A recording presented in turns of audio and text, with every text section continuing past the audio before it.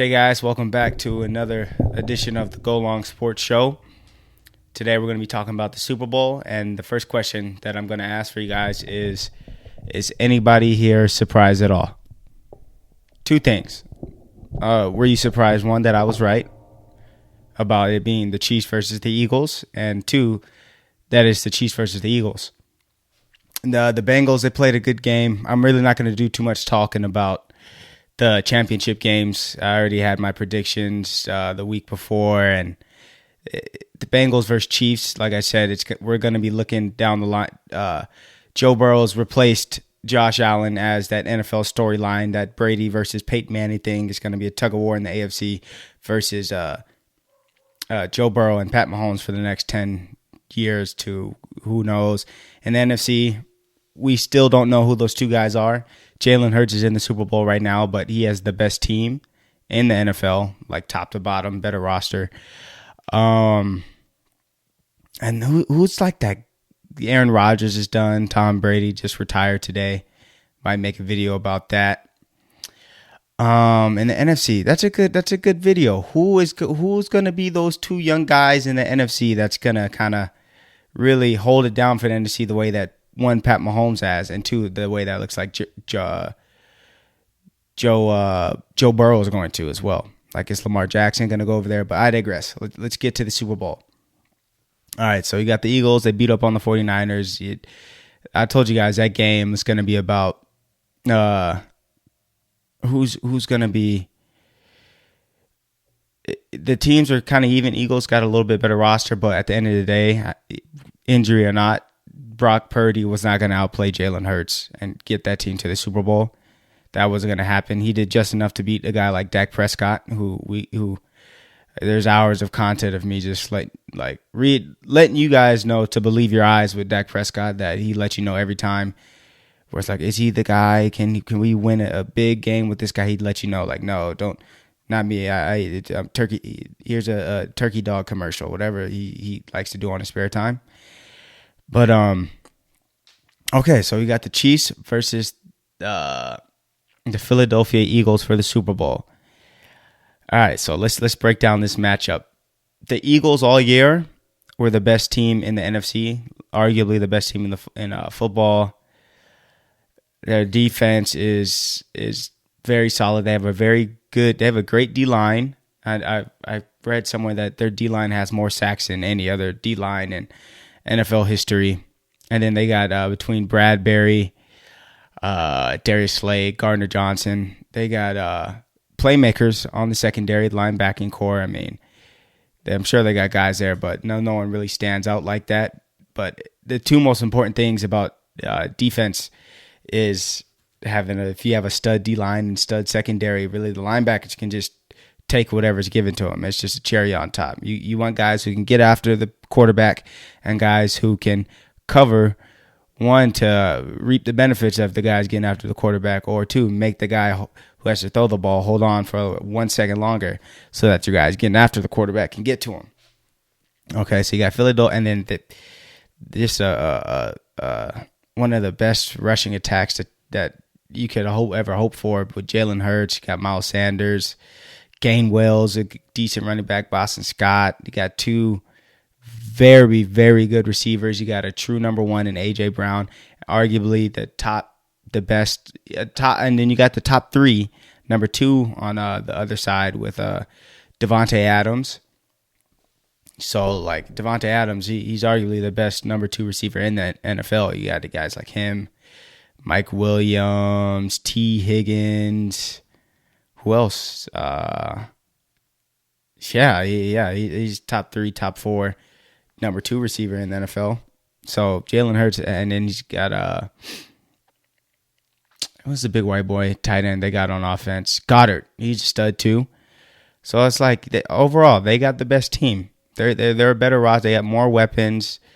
They have the probably overall better defense as far as like they have names in the secondary and on the defensive line, and they really get after you.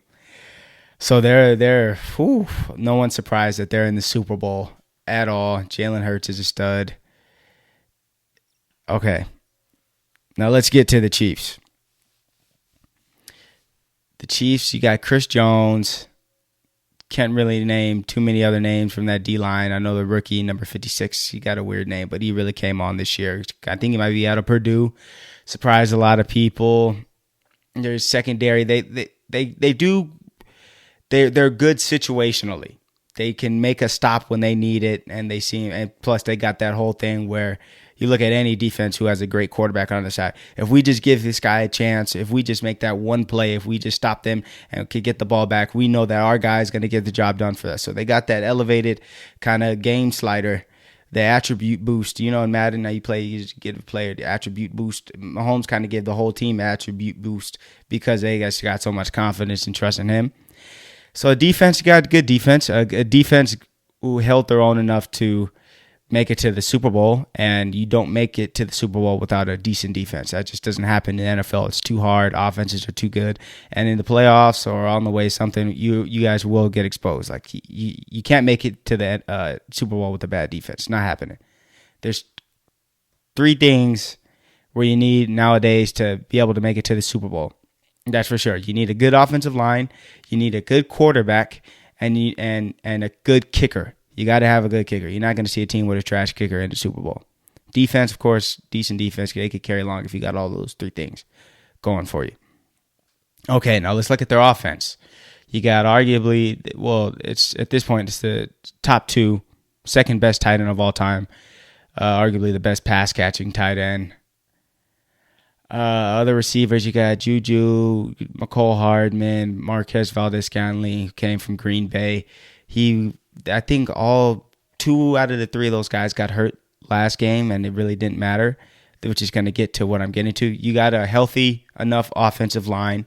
It's not like in the 2020 Super Bowl where his offensive line was completely in shambles. If that was the case, I would have a totally different take than what I'm about to have. So, I've checked all the boxes. The Eagles are clearly better at every position. But there's just one thing that is just that the Chiefs got going for them. The Chiefs have arguably the most valuable football player of all time in his prime. Not at the beginning, because he's been in his prime since he stepped on the football field. In the middle of his prime, he's got a Super Bowl. Now he has 2 MVPs after this year. It's a little early. He's been to another Super Bowl. This is going to be his 3rd Super Bowl. You got arguably the most valuable player in NFL history in his absolute prime. He's good enough to get this done. I know the Eagles, okay, we're going to go overall roster, Eagles right here. Very top of the league. Best team in NFL. Chiefs overall, here, Patrick Mahomes takes them to that level. This is going to be a 1-possession game, and this game is going to come down to whoever Pat Mahomes having the ball last and finding a way to score to win the football game. I'll pick my score later, the closer we get, but that's just what's going to happen. Now back to what I was saying about Patrick Mahomes. I don't think there's a player. I think if we did a draft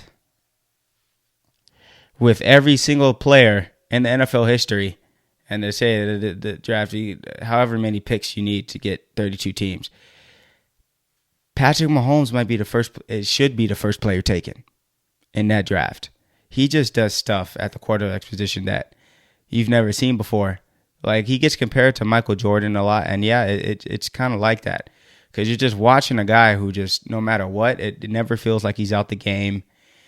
And like I said last week, there's about 25 teams, no matter what's going on, what year, he's just too good to lose to him. You can't say that about dang near anybody else in the NFL, especially not Dak Prescott. So, I think, okay, let me get to my prediction for the Super Bowl, and along throughout this week, we're going to kind of hear about like injury reports, read more into it, who's going to be coming back. Maybe there's be some other underlying information that could affect decisions. We're going to talk money lines.